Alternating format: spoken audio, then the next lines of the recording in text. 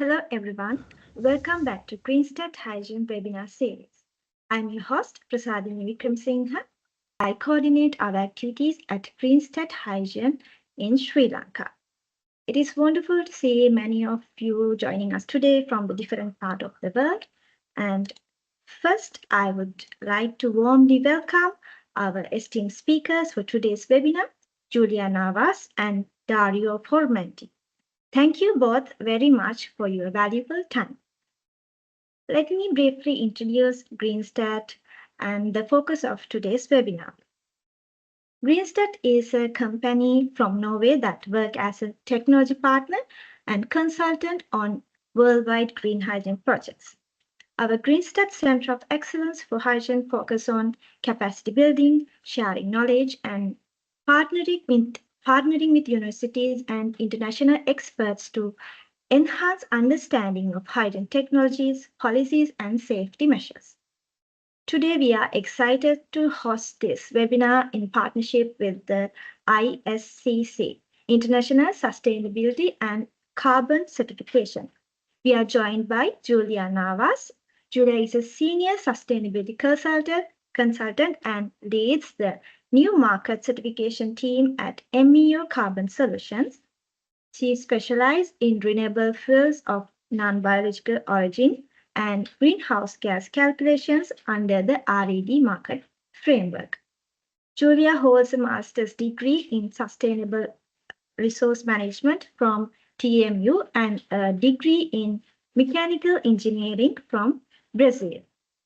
With over 5 years in the energy sector, she now focuses on method of greenhouse gas reduction certification and sustainability initiatives.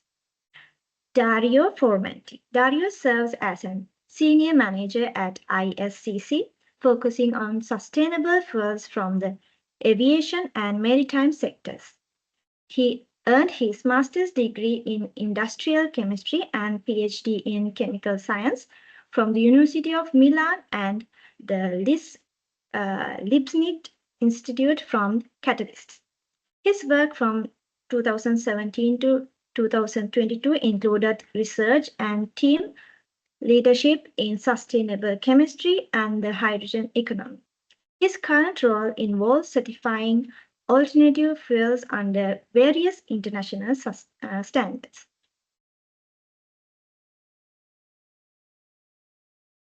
Before we dive into today's webinar, we have some housekeeping rules. Please feel free to submit your questions in the Q&A box at any time, and we will address these questions during our Q&A sessions in the end of the webinar. We will also share the recording of this webinar with all registrants in the upcoming weeks. Without further ado, let's dive into today's session. Julia and Dario, the stage is yours. Yes, thank you very much. Thank you very much, Prasadini. Welcome also from my side. This is Dario from ISCC. Welcome to all the participants in the virtual room. It's a pleasure for us, also on behalf of ISCC, to be here and to deliver representation on the ISCC activities in the RFNBO certification framework. I would say that I'm going to start sharing my screen.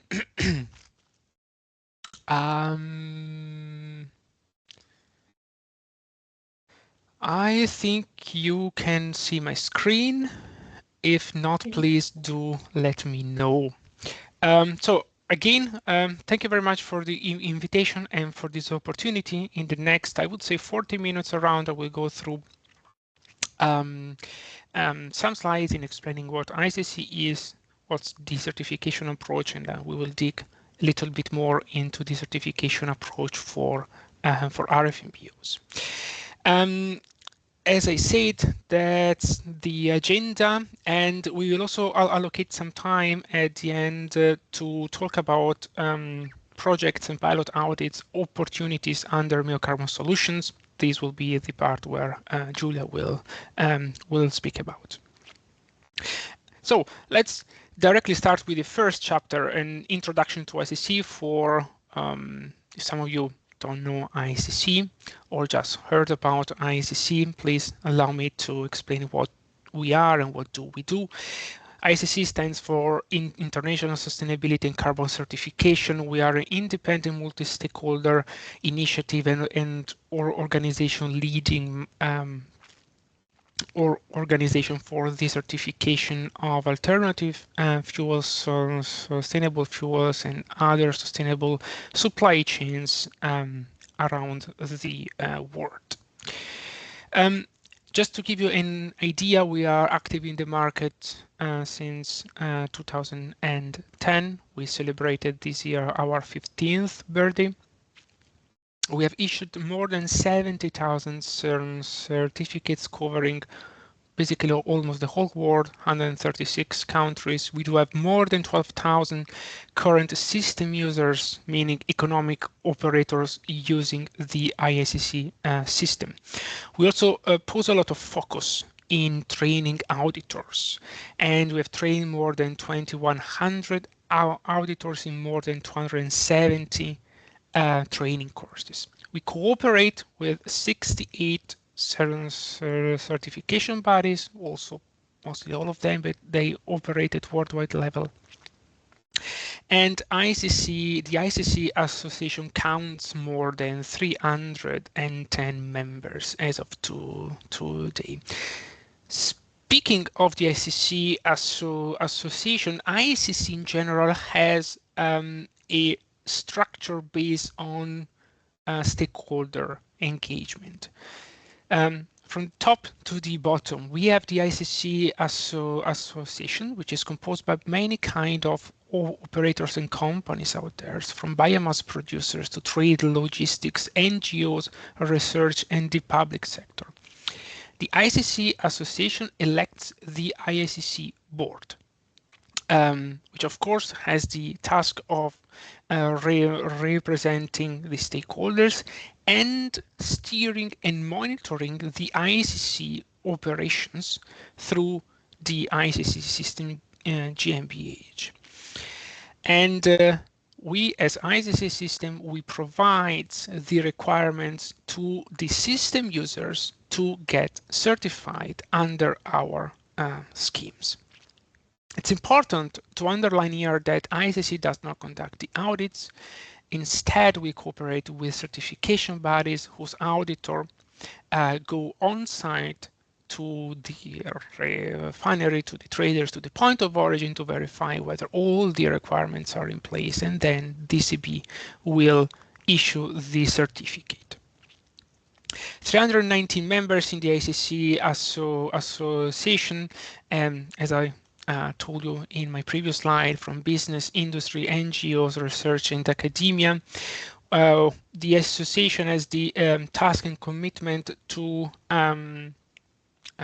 certify sustainable, traceable, and deforestation-free supply chains, also to continuously improve our standards to meet the global sustainability requirements and to foster the further development of circular economy and bioeconomy. Within our stakeholder engagement, we do organize various types of stakeholder meetings, both at a regional level and a technical level. On the left part of the slide, you can see the current regional stakeholder committees and meetings in Europe, Southeast Asia, LATAM, and North America. And parallel to that, we do have the technical stakeholder meetings that focus on specific type of fuels or market.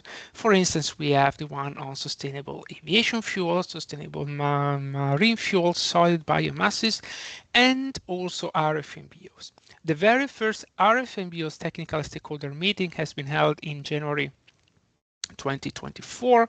The second one a couple of weeks ago in February 2025, and the next will be most likely be held at the beginning of the next year. Within our 15 years of experience in certifying sustainable fuels, we do have a lot of compliance with many legal frameworks and voluntary frameworks out there. This does practically means that economic operators working, for instance, in the road, aviation, and maritime sector can certify their fuels according to, for instance, the EU RED, the EU Renewable Energy Directive, or according to the ICAO CORSIA scheme, and or according to the UK SAF mandate under the RTFO in the DFT. We do also have a recognition in place, for instance, for ISCC Plus for corn and sugar cane from Japan, and we do run a system for solid biomasses in the Netherlands. In short, basically, the ISCC certification will grant the opportunity to companies to access various markets at worldwide level. And how do we do that? Well, we do that basically with our 4 main flagship certification schemes, which are from the left to the right, the ISCC EU, the ISCC Plus, the ISCC CFC, and the ISCC CORSIA. The ISCC EU scheme is the scheme to show compliance with the EU RED Renewable Energy Directive sustainability criterion and greenhouse gas savings. It's used, for instance, to demonstrate compliance with the EU ETS, UK ETS, UK SAF mandate, Fuel EU Maritime, and Refuel EU Aviation. Then we have the ISCC Plus scheme, which is mainly dedicated to the voluntary market and some non-EU regulated market. Under ISCC Plus, we not only certify fuels, we are also in the position, and we already certify a lot of other applications in the food, feed market, industrial application, recycling, and biocircular material, for instance. We then have the ISCC CFC scheme, which is used to comply with specific rules to guarantee comparability and reproducibility of the product carbon footprint on some supply chains. ISCC CFC is one of the newest scheme under ISCC. It's operative, but still there are some aspects that are under the development. We are continuously developing it. And then last but not least, ISCC CORSIA. ISCC CORSIA is applicable for sustainable aviation fuels under the ICAO CORSIA framework, and it's used to demonstrate compliance with the sustainability and greenhouse gas criteria for CORSIA eligible fuels.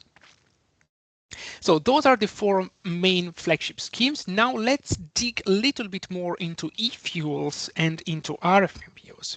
I would like to start again with the very same slide, however, highlighting how e-fuels can be certified under those schemes. Under ISCC EU, RFNBOs and RCF are certifiable. We got the recognition back in December 2024. Under ISCC Plus, it's possible already, and we already have many examples of renewable energy derived products or fuels which have been already certified. Under ISCC CFC, we are working in expanding the scope of ISCC CFC in order to extend it to renewable energy derived supply chains. And under ISCC CORSIA, most likely the high electricity input course eligible fuel provisions at ICAO level will be agreed soon. However, if we strictly speaking around about RFNBOs, of course, the ISCC EU scheme will be the scheme to go for the certification of RFNBOs. However, generally speaking, our 4 certification schemes are harmonized with respect to many operative aspects. This means that companies who are interested in getting certified under more than one scheme, it's totally possible to do that. It's already happening and already happened in the past years. How do that? Basically through the so-called combined audits. Basically, within one audit appointment, you can get certified under more than one scheme. On RFNBOs, I have reported here the timeline, and the whole story started basically in May 2022, where the first official draft of the delegated acts on RFNBOs, and already as ICC we started to develop a certification approach. Not only to develop it, but also to pilot it. We have piloted through pilot audits organized by the RVO. RVO is the Enterprise Energy Agency in the Netherlands. And then we started with ICC events, ICC trainings until September 2023, when we submitted the very first certification approach to the European Commission. We have been pre-recognized by the Danish Energy Agency in June 2024, by the German Environmental Energy in December 24, and in September 24 we received a positive technical assessment by the European Commission, and on 19th of December 2024 the final official recognition by the EUCOM. Here is the, let's say, a screenshot of the official document that granted us the official recognition for RFNBOs, RCF, and forest biomasses. As of today, we have already 5 certificates that have been already issued for RFNBOs. We have conducted more than 20 pilot audits, and we initiated already back in 2022 and 2023 broad stakeholder engagement via the ICC trainings and via all the events and the technical stakeholder meetings on RFNBOs. A little bit more on RFNBOs. Well, I think some of you or many of you knows what's the regulatory frameworks in the RFNBOs context. We do have the RED, the Renewable Energy Directive, and the 2 delegated regulations, the 2023-1184 and 2023-1185. The first one is the delegated regulation on the electricity sourcing, renewable electricity sourcing, and the second one is on the greenhouse gas methodology for RFNBOs. Along with that, there is also a Q&A document called Q&A implementation of hydrogen delegated acts. This is a Q&A document that the Commission set up, where there are many questions and answers, around 60 if I'm not mistaken, around how certification approach shall work in some specific cases for RFNBOs and RCF. The latest version is as of March 2024, so we understand that this might function as a live document, but that's the very last version, can be downloaded from the European Commission website of the voluntary schemes. From electricity sourcing point of view, there are basically a few principles that have to be followed in order to source RFNBOs compliant electricity. Of course, the electricity must be produced exclusively from renewable sourcing, excluding bioenergy. There are rules and requirements and provisions whether you would like to source electricity directly from a direct connection or from the grid. And there are then additional items to be considered, which are additionality, temporal, and geographical correlation. The additionality incentivizes the additional deployment of renewable electricity capacity dedicated to the RFNBOs production. Temporal correlation requires that the RFNBOs production occurs at the same time when renewable electricity is available, and geographical correlation ensures that RFNBOs production takes place where renewable electricity is available, basically within the same bidding zone or within the same interconnected bidding zone. There are basically two options to source renewable electricity or fully renewable electricity. Well, partially renewable electricity can be sourced based on the share of renewable based on the share of renewable electricity in the country of production in the year N-2. So if you're taking 2025 as example, then we should refer to the share of renewable electricity in the year of 2023. And then there are options to source full renewable electricity, which are the 5 scenarios indicated in the RFNBO's Commission delegated regulation, which are fully reflected in the ICC requirements. I will dig a little bit more in the next couple of slides.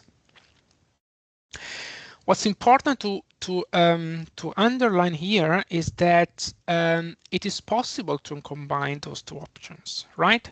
So it's possible to source both partially and fully renewable electricity, and however, this shall reflect in the outgoing share of your RFNBO's hydrogen or your RFNBO's product.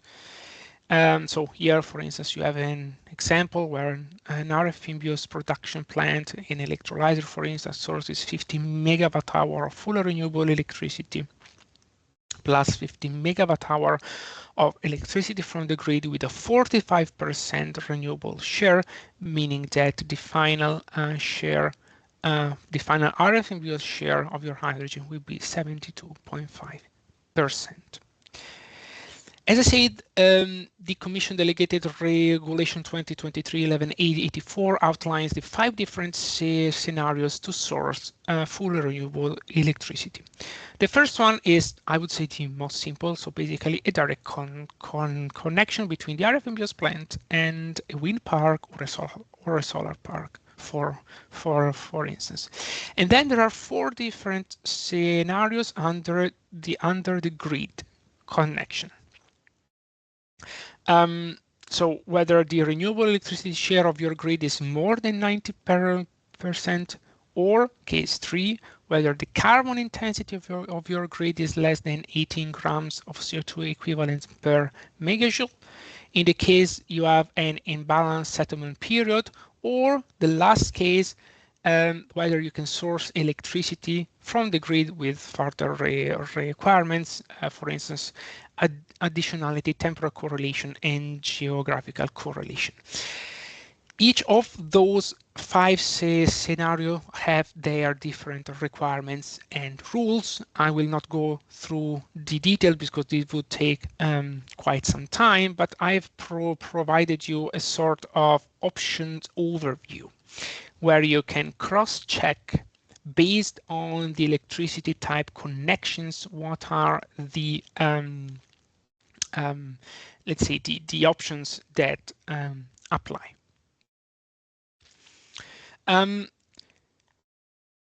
Going more from the supply chain point of view, as a general concept under ISCC, the whole supply chain shall be covered by certification.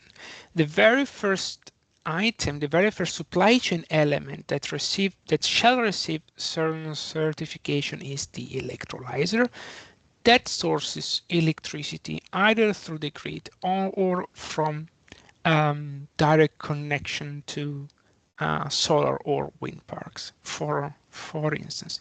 And then each supply chain element handling, transforming, or in general trading sustainable material according to a ISCC EU RFNBO scheme shall get certified.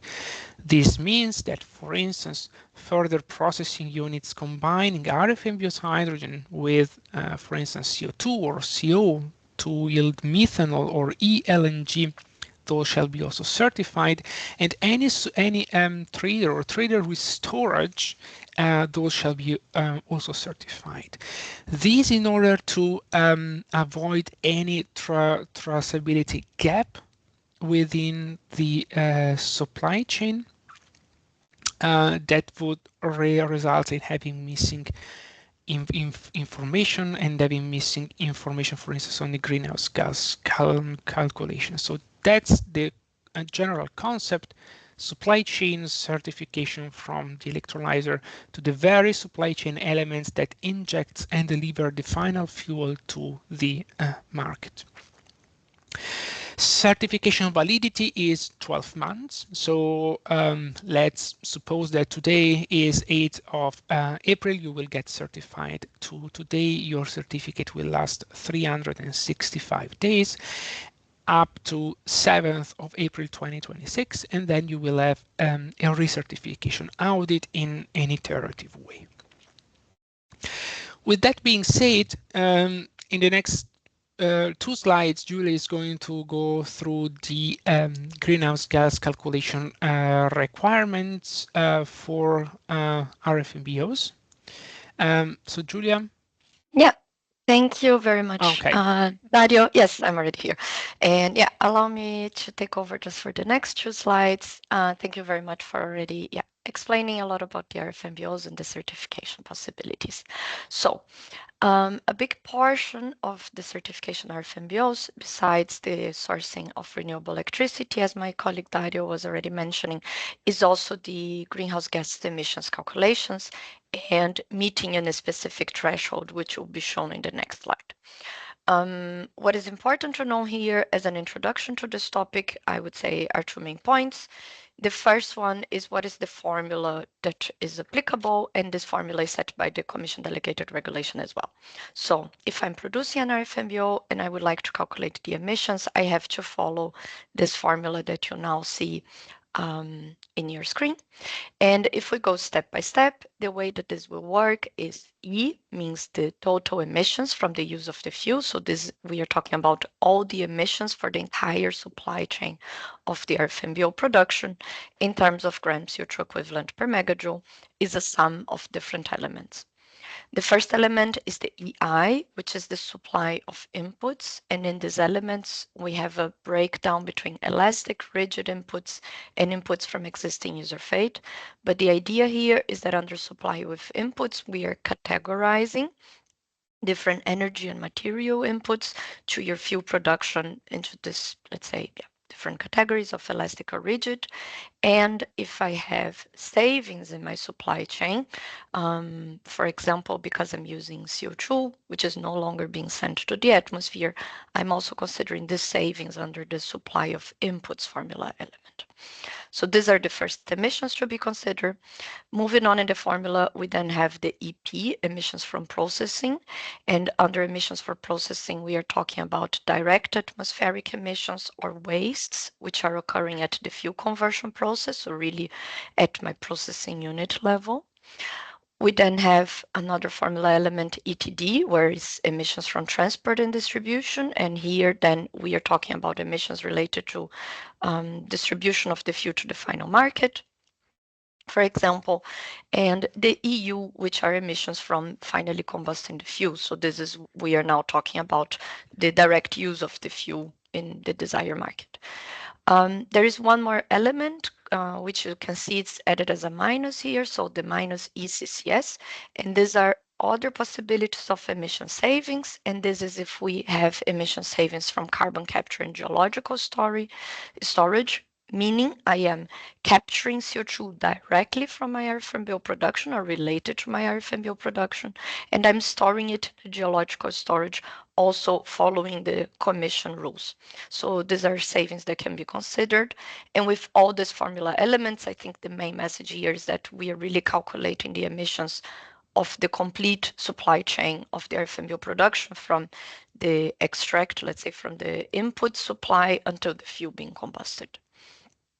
Once I know the emissions of my fuel, and then Dario, if you could go through the next slide, the important part is then calculating the savings when compared to a fossil reference value. So I said there are 2 important aspects to know about GHG emissions. The first is the correct methodology to use, and the second is to know what are the required savings. So under the SEU or under the umbrella of the Renewable Energy Directive, fuel producers, they must comply with a minimum GHG reduction savings when compared to a fossil reference value. In this case, the fossil reference value is 94 grams of CO2 equivalent, and RFNBOs shall have at least 70% reduction when compared to 94 grams CO2 equivalent per megajoule. Long story short, meaning that the GHG savings or the maximum possible value for an RFNBO, once I calculate the emissions in the formula we just saw in the previous slides, is 28.2 grams CO2 equivalent per megajoule of fuel. So yeah, second key message here, minimum savings shall be 70% at least. With that, I hand over back to Dario for a couple more slides on ISCC before we talk about pilot projects. Yeah, thank you, Julia. I'll see you in a few minutes. So we talk about many kind of requirements, right? Electricity sourcing, GHG calculations, traceability, and so on. And one of the questions from your side would be, okay, where do I find the requirements? And the requirements can be found in the ISCC EU RFNBO system documents. The one that you can see on the left part of the slide are the two screenshots I took. The one on the left side here is the system documents where all the requirements for the greenhouse gas calculation for RFNBOs and RCF are laid down. And then we have the second one, which is applicable for the electricity sourcing. Since RFNBO's certification will fall under the ISCC EU certification scheme, other system documents for the ISCC EU certification scheme are also applicable here, for instance, on mass balance and traceability, risk determination, system basics, and so on. Along with the system documents, which can be downloaded from the ISCC website, we do also have the audit procedures here. The audit procedures are nothing else than, I would say, a long list of items that the auditor will go through item by item during the audit. So there you can definitely and clearly see what will be checked during an audit for an RFNBOs. Auditors have to use the audit procedures, but those are a very valuable and important tools also for system users because they will be really be able to check what it will be verified, what will be checked during the audit. Along with the audit procedures and the system documents, we do also have templates for traceability documents. For instance, the self-declaration for carbon dioxide point of origin and electricity producer, as well as the proof of sustainability POS for the outgoing products, for instance, RFNBO's hydrogen.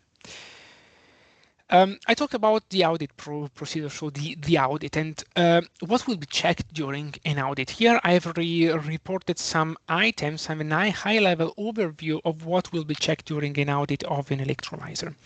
The management system will be checked, whether the all internal assessment and documents, list of installation provider, renewable electricity, self-declaration, whether all these items are in place. Of course, the renewable electricity sourcing requirements will be verified, whether you're using a direct connection, so if there is a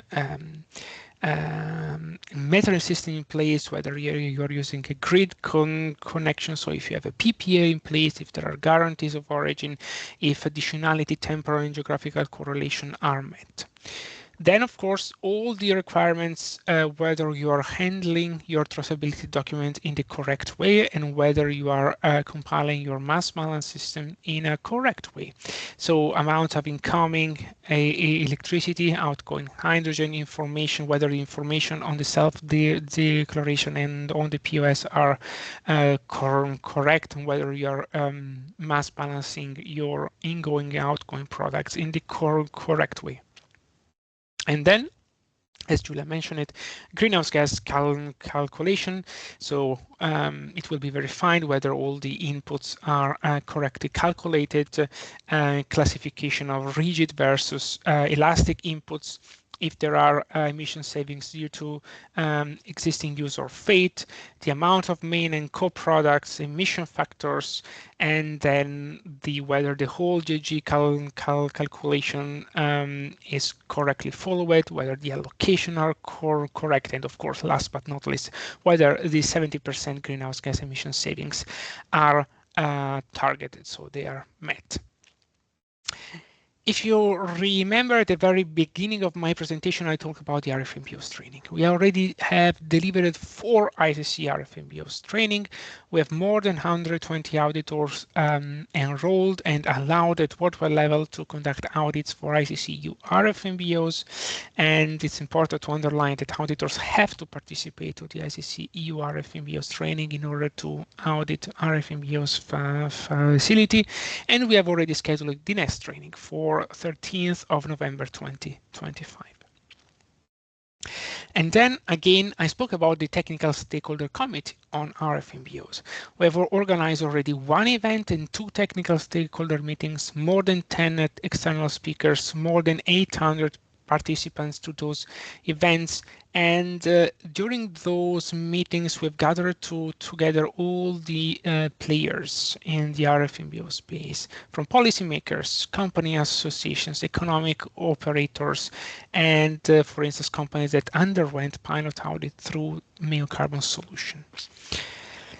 I'm going towards the beginning of my presentation before handing over to Julia. I just report here the steps to get ISCC certified. This is valid for RFNBOs, but it is valid for any kind of ISCC certification.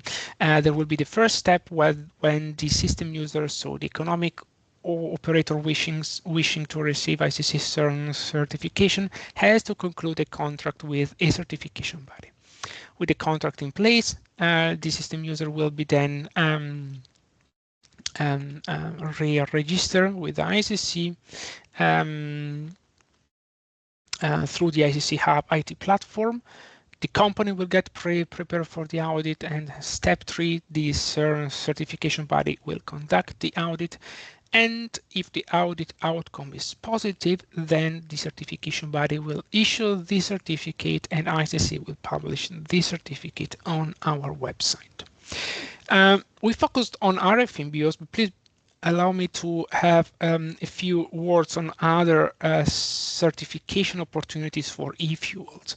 So under ISCC EU, we are now recognized in the full position to certify RFNBOs.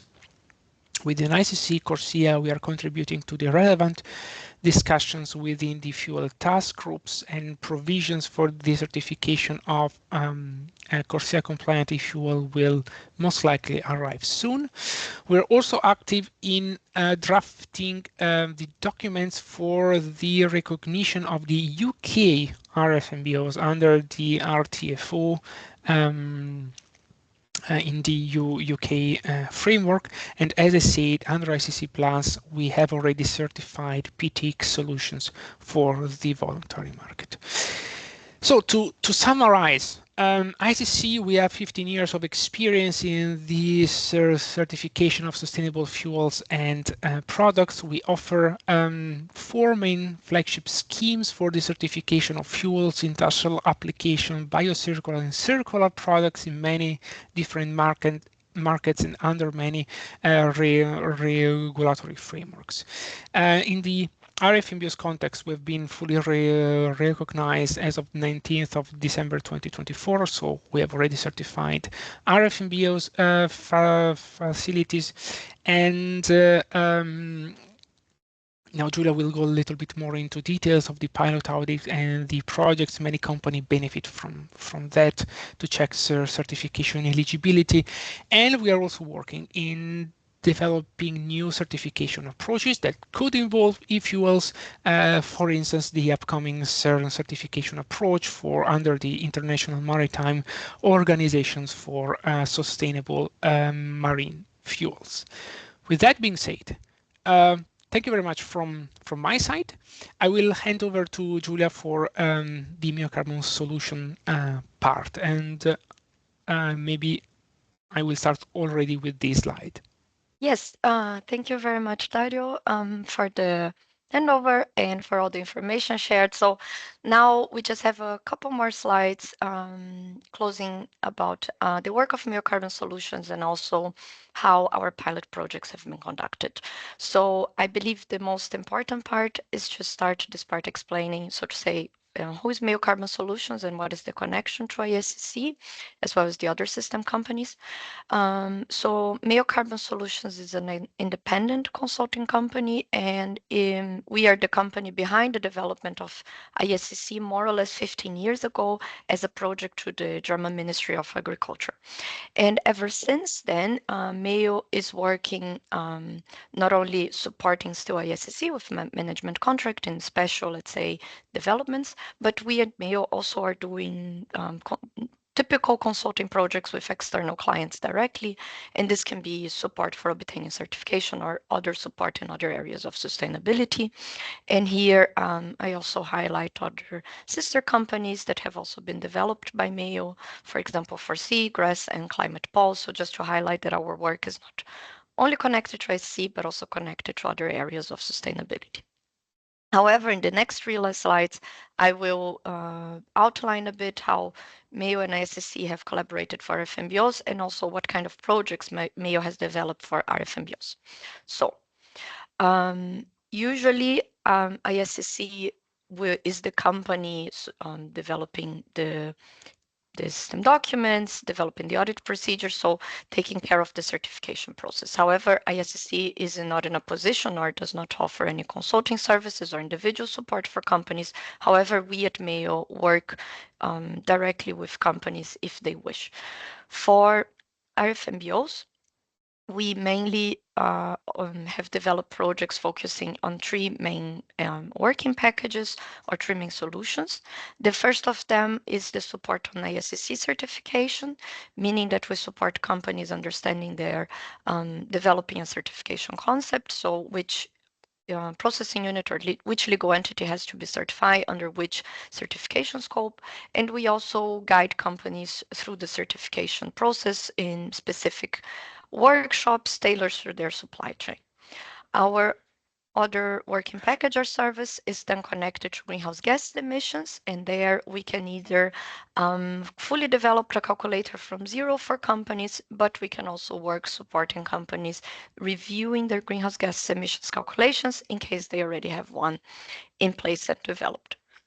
And finally, we also support companies with pilot audits. So before ISCC has been officially recognized by the Commission, we have worked with companies going through what's called a pilot audit. This is not a real audit. This is, so to say, an exercise where we mimic as much as possible as a real audit, but the objective is that the companies are, so to say, testing the requirements before going through the real audit.